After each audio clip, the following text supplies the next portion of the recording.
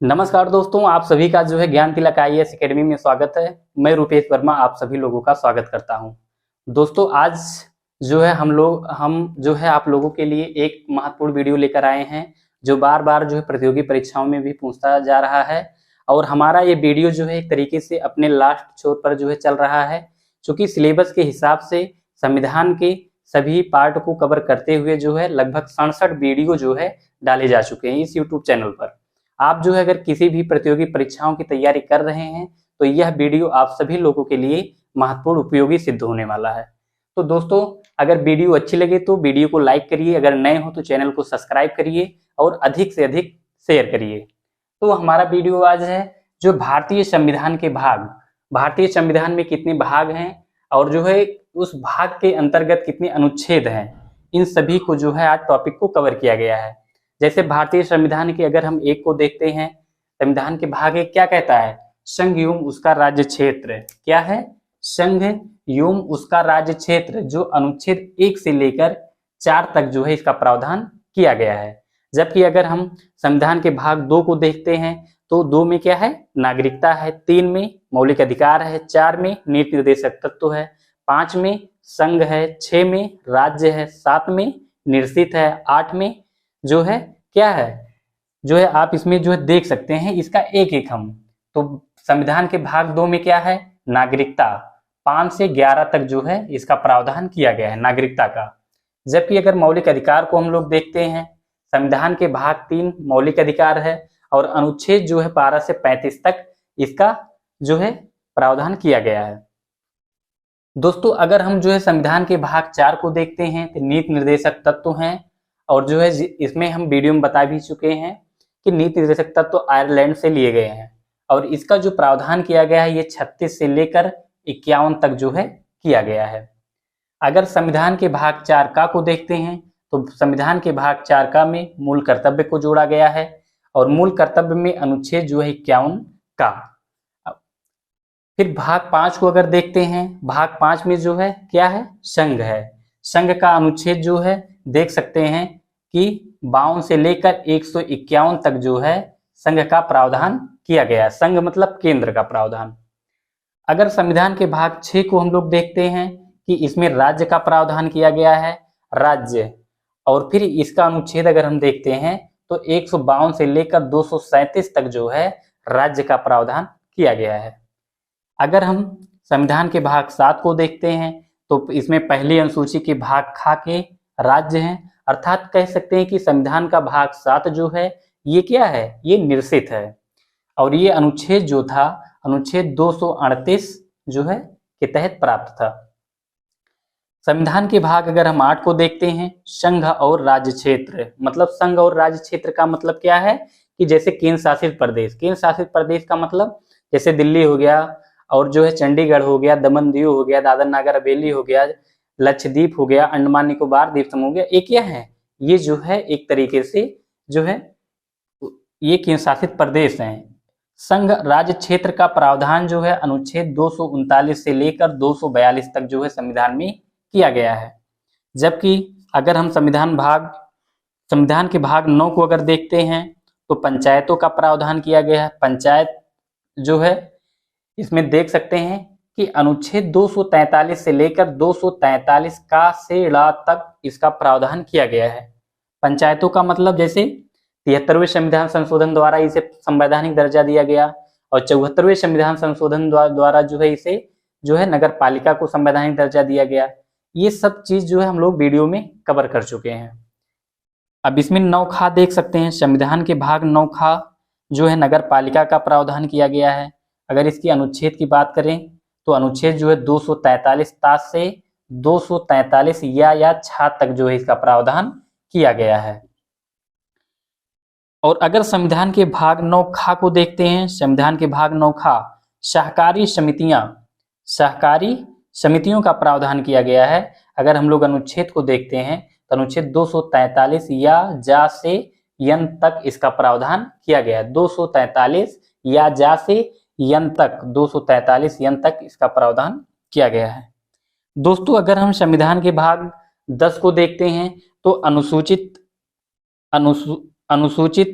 और जनजातीय क्षेत्र का प्रावधान किया गया है। भाग 10 में क्या है?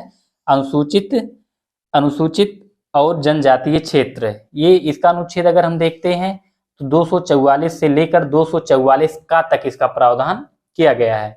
अनुसूचित जनजातीय क्षेत्रों में जैसे हम लोग पढ़ चुके हैं कि मिजोरम था, त्रिपुरा था, मेघालय था, असम था, ये सब क्या है? ये जो है एक तरीके से कह सकते हैं कि जनजातीय क्षेत्र है। संविधान के भाग 11 को हम लोग देखते हैं। संघ और राज्य के बीच संबंध है। संघ और राज्य के बीच संबंध अनुच्छेद देखते हैं 245 से लेकर 263 तक जो है इसका प्रावधान किया गया है। 245 से 263 के अंतर्गत संघ और राज्य के बीच संबंध का प्रावधान किया गया है। अब इसी संबंध में हम लोग देख सकते हैं जैसे वित्तीय संबंध होता है, विधायी संबंध होता है, प्रशासनिक संबंध होता है, जो हम संविधान के भाग 11 में कंप्लीट कर चुके हैं। दोस्तों अगर हम जो है संविधान के भाग 12 को देखते हैं तो वित्त, संपत्ति, संविदाएं और वाद, वित्त, संपत्ति, संविदाएं और वाद, ये अनुच्छेद 264 से 300 तक जो है इसका प्रावधान किया गया है। कितना? अनुच्छेद 264 से अनुच्छेद 300 का तक इसका प्रावधान किया गया है। किसका? वित्त का, संपत्ति का, संविदाएं। ये किस भाग में है? भाग 12 के अंतर्गत। जबकि अगर हम भाग 13 को देखते हैं तो व्यापार है, वाणिज्य है, स्वतंत्रता, समागम। इसका मतलब क्या है? भारत के अधीन या भारत के सभी राज्यों के भीतर जो है व्यापार का स्वतंत्र पूर्वक आवागमन किया जा सकता है, लेन देन किया जा सकता है, बिजनेस व्यापार किया जा सकता है, विचरण किया जा सकता है, कारोबार किया जा सकता है।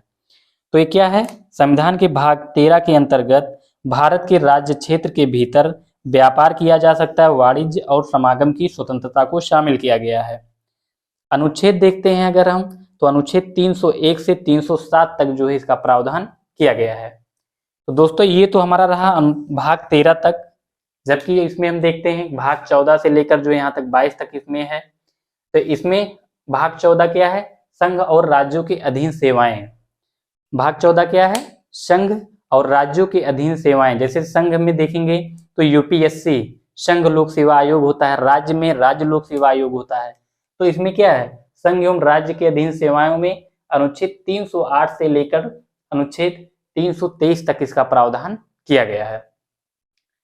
14 का में संविधान के भाग 14 का के अंतर्गत अधिकरण का प्रावधान किया गया है।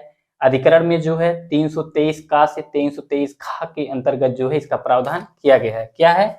बार बार परीक्षाओं में पूछा गया है। अधिकरण भाग 4 का और जो है 323 का से 323 खा तक इसका प्रावधान किया गया है। जबकि निर्वाचन के संदर्भ में हम लोग देखते हैं बार बार परीक्षाओं में पूछा गया है कि जो है इसमें निर्वाचन भाग 15 के तहत निर्वाचन का प्रावधान किया गया है। अनुच्छेद 324 से 329 तक जो है इसका संविधान में प्रावधान किया गया है। निर्वाचन भाग 15 निर्वाचन अनुच्छेद 324 से 329 तक। दोस्तों अगर हम भाग 16 को देखते हैं तो कुछ वर्गों के लिए विशेष उपबंध का प्रावधान इसमें किया गया है और ये 330 से लेकर 342 तक जो है इसका प्रावधान किया गया है। क्या है? भाग 16 कुछ वर्गों के लिए विशेष संबंध है या विशेष उपबंध है। अनुच्छेद 330 से लेकर 342 तक जो है इसका प्रावधान किया गया है। अगर हम देखते हैं भाग 17 क्या है? भाग 17 में जो है राजभाषा, ये 343 से लेकर 351 तक जो है इसका प्रावधान किया गया है। भाग 17 में क्या है? राजभाषा है। 343 से लेकर 351 तक जो है इसका प्रावधान किया गया है। अब दोस्तों राजभाषा के अंतर्गत जैसे देख सकते हैं कि नेपाली, कोकड़ी, मणिपुरी जो है, सिंधी, ये सभी को जो है किसके तहत जोड़ा गया है? राजभाषा के तहत। इसमें 21वां संविधान संशोधन किया गया, 71वां संविधान संशोधन किया गया, 92वां संविधान संशोधन किया गया और इसके तहत जो है अगर देखा जाए तो लगभग 1600 भाषाएं हैं और उन 1600 भाषाओं में 22 भाषाओं को संवैधानिक दर्जा दिया गया है। आपात उपबंध देख सकते हैं कि संविधान के भाग 18 के तहत जो है आपात उपबंध का प्रावधान किया गया है। किसका? संविधान के भाग 18 आपात उपबंध अनुच्छेद 352 से 360 तक इसका प्रावधान किया गया है। अब जैसे देख सकते हैं आपात उपबंध में कि राष्ट्रपति जो है राष्ट्रीय, एक होता है आपातकाल होता है, आपातकाल अनुच्छेद 352 के तहत, और एक होता है राष्ट्रपति शासन अनुच्छेद 356 के तहत, और एक होता है वित्तीय आपातकाल, अनुच्छेद 360 के तहत उसका प्रावधान भारतीय संविधान में किया गया है। तो उसी को तीनों को मिलाकर जो है इसी को आपात उपबंध कहा जाता है। इसे संविधान के भाग 18 में उल्लेख किया गया है और अनुच्छेद 352 से 360 के अंतर्गत इसको समाहित किया गया है। और फिर उसके बाद प्रकीर्ण आ जाता है। हमारा नेक्स्ट है भाग 19। भाग 19 में जो है प्रकीर्ण है। क्या है? प्रकीर्ण। और ये अनुच्छेद अगर देखा जाएगा तो अनुच्छेद 361 से लेकर 367 तक, कहां से कहां तक? 361 से लेकर 367 तक जो है इसका प्रावधान किया गया है। दोस्तों अगर हम संविधान के भाग 20 को देखते हैं, 20 संविधान संशोधन, संविधान के भाग 20 में संविधान संशोधन की बात की गई है और जो संविधान में संशोधन किया जाता है अनुच्छेद 368 के तहत किया जाता है। अगर संविधान संशोधन को देखा जाएगा इसके लिए जो है किसी भी सदन के द्वारा संविधान संशोधन करने हेतु एक विधेयक लाया जाता है। विधेयक को प्रस्तुत किया जाएगा, दोनों सदनों द्वारा उसे साधारण विधेयक से या विशेष बहुमत से या अति विशेष बहुमत से उसे पारित किया जाएगा। फिर लास्ट में पारित होने के बाद राष्ट्रपति की अनुमति की आवश्यकता होती है। और फिर इसको हम देख सकते हैं कि संविधान के भाग 20 में जो है संविधान संशोधन अनुच्छेद 368 जो है अनुच्छेद है। और संविधान के भाग 21 को अगर देखते हैं तो इसके अंतर्गत अस्थायी संक्रमणकालीन विशेष उपबंध का प्रावधान किया गया है। और अनुच्छेद अगर देखते हैं हम लोग तो जो है 369 से लेकर 392 तक इसको समाहित किया गया है। अगर भाग लास्ट में देखते हैं संविधान के भाग 22 संक्षिप्त नाम, प्रारंभ, हिंदी में प्राधिकृत पाठ और निरसन, ये अनुच्छेद 393 से लेकर 395 तक इसका प्रावधान किया गया है। दोस्तों वीडियो अच्छी लगे तो वीडियो को लाइक करिए, चैनल को सब्सक्राइब करिए और जो है अधिक से अधिक शेयर करिए। और जैसा कि जो है भारतीय संविधान के सभी टॉपिक को पढ़ा दिया गया है।